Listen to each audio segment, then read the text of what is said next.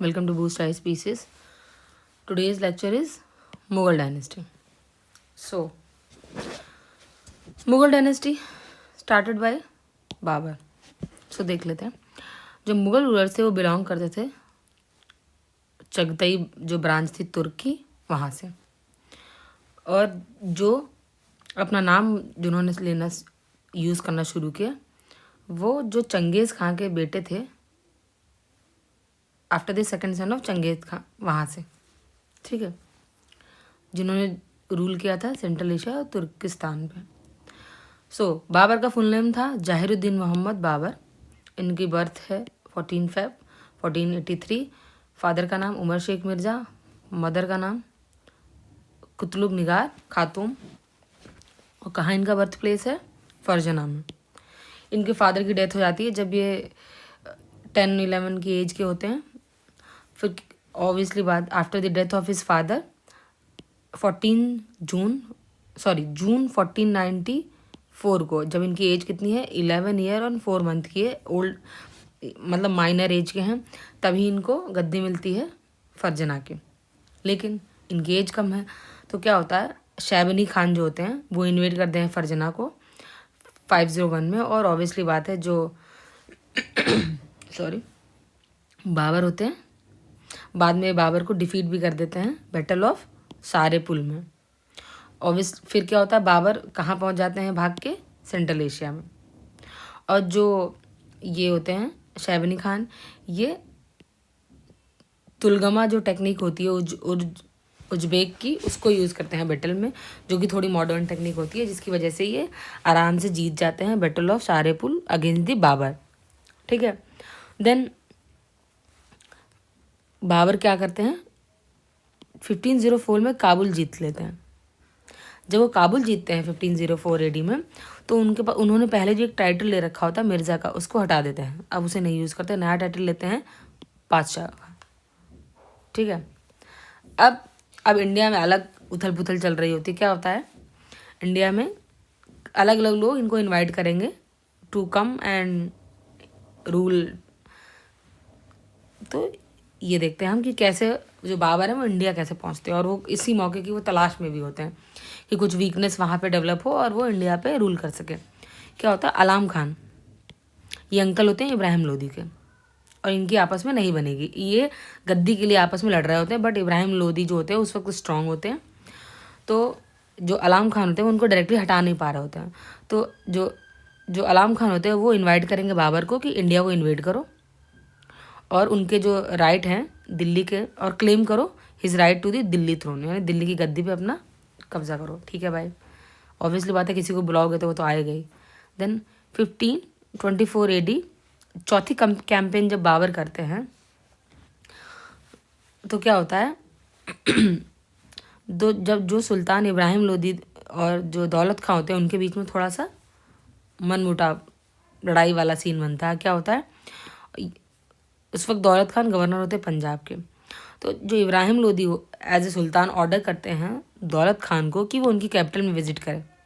But दौलत खान क्या होते हैं, उनके सारे ऑर्डर्स को वॉयलेट कर देते हैं और खुद नहीं जाते हैं, बल्कि अपने बेटे दिलावर खान को उल्टा बाबर के पास मैसेज भेज देते हैं अपने बेटे के थ्रू कि just to help him to dethrone Ibrahim Lodi and enthrone Alam Khan in his place. ठीक है, बाबर समझ जाते हैं कि इनका आपस में ही लड़ाई चल रही है, I should use this golden opportunity. Babur वही करते हैं. बाबर इस अपॉर्चुनिटी को यूज़ करते हैं. और इससे पहले भी बाबर को इनवाइट किया होता है, राणा सांगा जो मेवाड़ के होते हैं उन्होंने भी इनवाइट किया होता है. सो बाबर एश्योर हो जाते हैं कि ये अब अपॉर्चुनिटी आ चुकी है कि वो इंडिया को जाएं और उस पर आराम से कॉन्कर करें. देन वही होता है, फर्स्ट बैटल ऑफ पानीपत होती है between Babur and Ibrahim Lodi on 21 April 1526 को. बाबर के पास स्पेसिफिक मिलिट्री टैक्टिक्स होती हैं, वो वास्ट आर्टिलरी यूज़ करते हैं.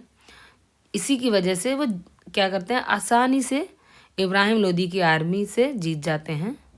जबकि इब्राहिम लोदी की जो आर्मी होती है वो बड़ी होती है, बट टैक्टिक वाइज और एफिशिएंसी वाइज अच्छी नहीं होती है. सो ऑब्वियसली जिसकी एफिशिएंसी अच्छी, मे भी नंबर कम हो, वो जीत जाएगा. तो Babur won this battle. Then Ibrahim जो लोदी होते हैं वो इस बैटल में मारे भी जाते हैं। एज रिजल्ट क्या होता है, जो इंटायर एरिया दिल्ली और आगरा वाला पूरा होता है वो सीधे ही बाबर के कंट्रोल में आ जाता है और बाबर अपने आप को रूलर डिक्लेयर कर लेता है ऑन 27 अप्रैल 1526 को और फाउंड करते हैं क्या, Mughal empire on in India. Then अब बाबर जीते क्यों थे, ये है उन्होंने भी वही टेक्निक यूज़ की थी जो उन पे पहले यूज़ की गई थी। तुगलमा वॉर टेक्निक इन यूज़ करते हैं फर्स्ट बैटल ऑफ पानीपत। इसमें जो ह्यूज आर्टिलरी होती है बाबर की वो मेन रीज़न होती है उनकी विक्ट्री का। देन और उसको लीड कौन कर रहा होता है, उस्ताद अली कुली आर्टिलरी को कर रहे होते हैं और मुस्तफ़ा कमांडर होते हैं बटालियन ऑफ गनर के। और जो बाबर जेनरस होते हैं थोड़े और इसीलिए वो एक टाइटल बाद में अपने लिए यूज़ करते हैं जिसको बोलते हैं कलंदर। और इंडिया में जो कैनन्स होती हैं उनको भी पहली बार किसने यूज़ किया होता है, बाबर ने ही इन दी बैटल ऑफ पानीपत। ठीक है, अब बाबर एक के बाद एक लड़ाइयाँ लड़ेंगे बिकॉज उनको और एरिया एक्सटेंड करना है मुगल एम्पायर का। अब क्या होता है, बैटल ऑफ खानवा होती है, अगले ही साल होती है मार्च 1527 में। उसमें वो जिहाद डिक्लेयर करते हैं बैटल ऑफ खानवा में। वो होती है बाबर और राणा सांगा के बीच में। ठीक है, और राणा सांगा ने ही इनवाइट किया था, हमने देखा था आगे।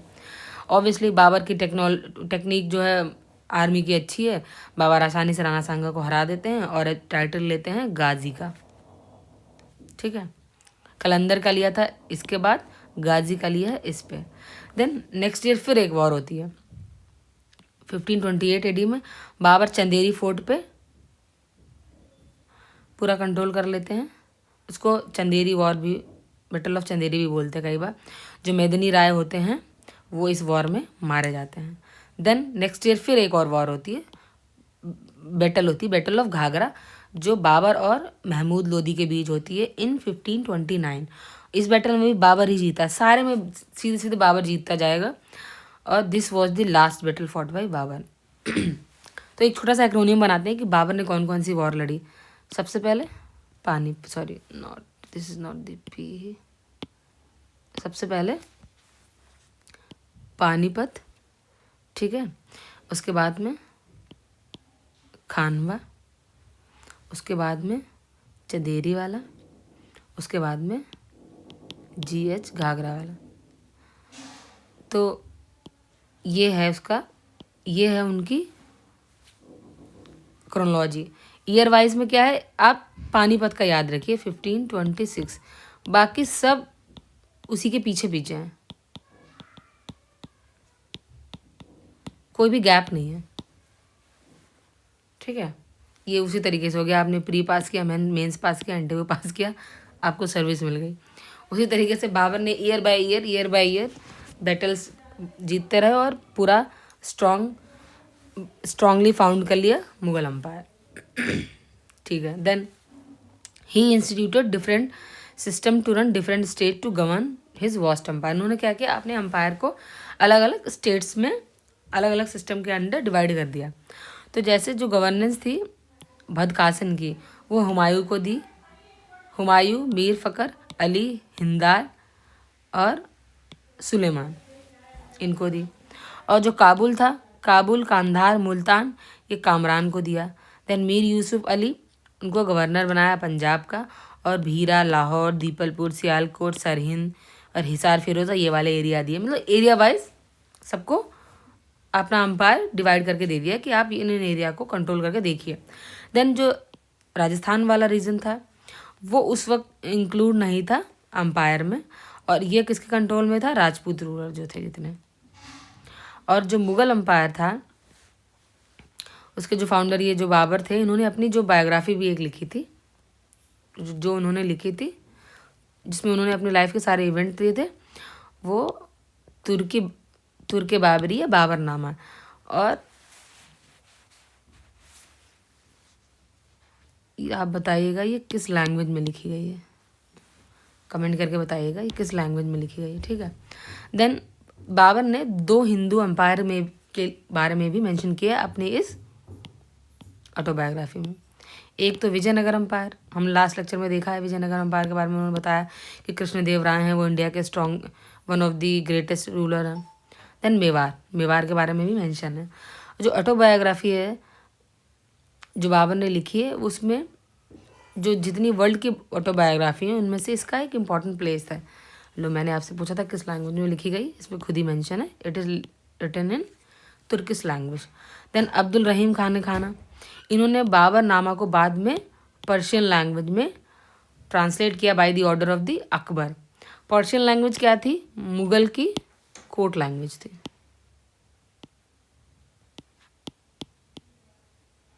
कोर्ट लैंग्वेज थी, ठीक है। And the verses composition written by Babur are composed by Turkish text Diwan, ठीक है। और इन्होंने एक मुंबईयन करके एक वर्स स्टाइल भी डेवलप की थी बाबर ने, ये बुक है मुस्लिम लॉ से रिलेटेड। देन रीसल ए उसज, ये खत बाबरी, ये भी बाबर ने लिखी थी, considered as the most innovative style, ठीक है, देख सकते हैं। Then Mughal emperor Babur's army chief Mir Baqi build दी बाबरी मस्जिद इन अयोध्या, जो इनफेमस है, ठीक है। किसने बनाई थी? मीर बाकी ने।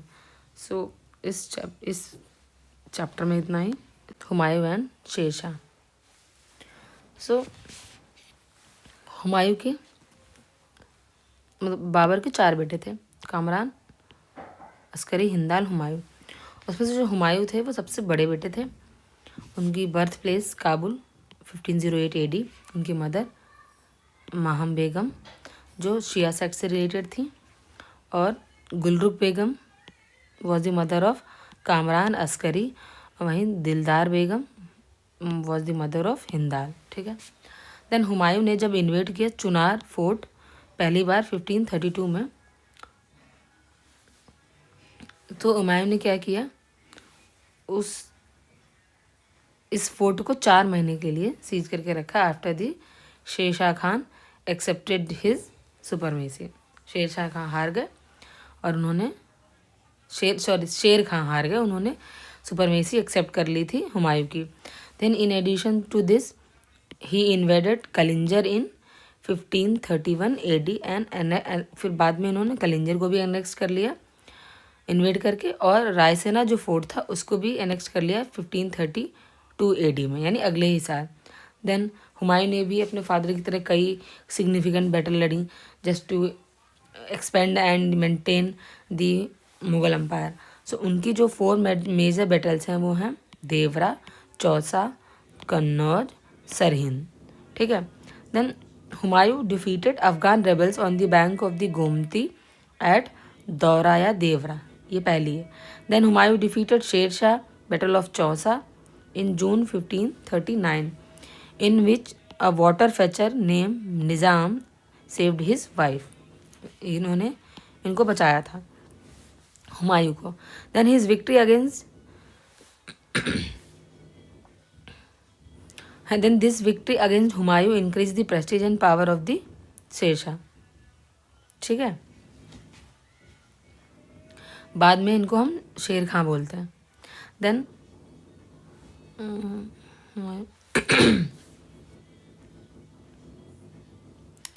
ठीक है। देन 17 मई 1540 को Humayun was defeated by Sher Shah again in the battle of Kannauj Bilgram and Humayun fled from one place to another after this war. ये एक सबसे लास्ट और इम्पॉर्टेंट वॉर थी जिसके बाद में हुमायूं का जो होल्ड था मुगल एम्पायर से थोड़ा कमज़ोर पड़ेगा और शेर खां स्ट्रांगली उभर के आएंगे एज ए रूलर। फिर वो अपनी सूर डायनेस्टी थोड़े टाइम के लिए बनाएंगे। Then Humayun occupied Delhi again in the battle of Sirhind in June 1555। देख रहे हैं आप, 15 ईयर के गैप के बाद में वो दिल्ली को वापस कैप्चर करेंगे। देन अब शेर खां या शेर शाह, इनके बारे में पढ़ते हैं।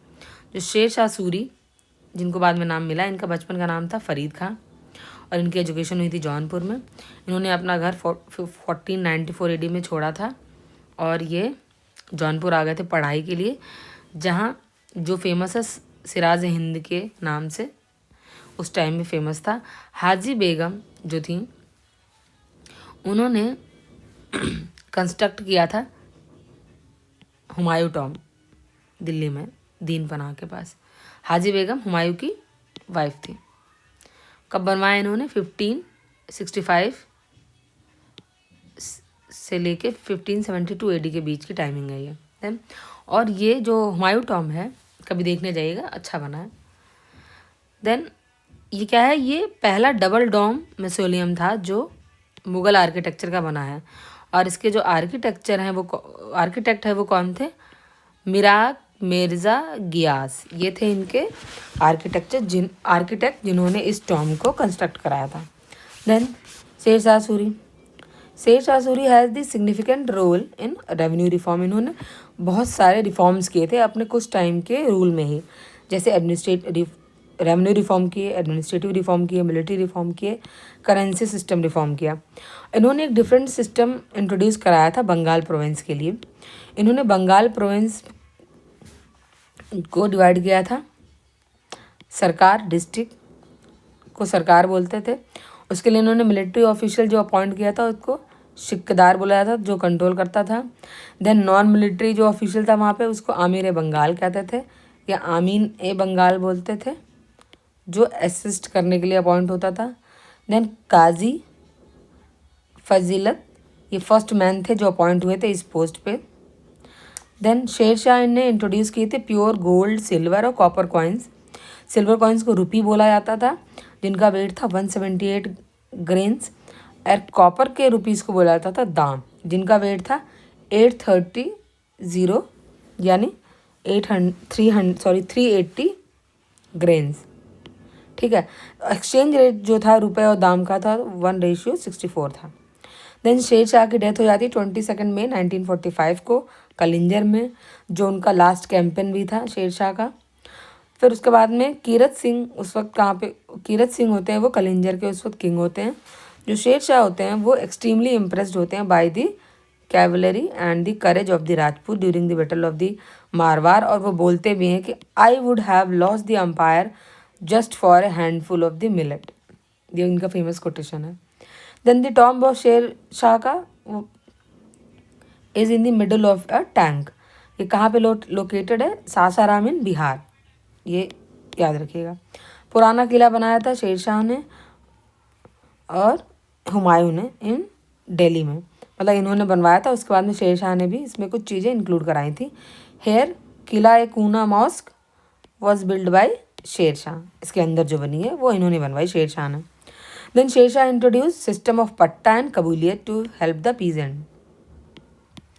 पट्टा was given by the central authority in which the share of the government was clearly mentioned and peasant accepted it through कबूलियत। मतलब कबूलियत मतलब कबूल है टाइप वाला कबूलियत, और पट्टा एक तरीके से किसी चीज़ पे लिखा हुआ अथॉरिटी, जो भी उसके मेन प्रोविजंस होते होंगे वो। So this is in this lecture, we will see next part of it in next lecture. Thank you for watching.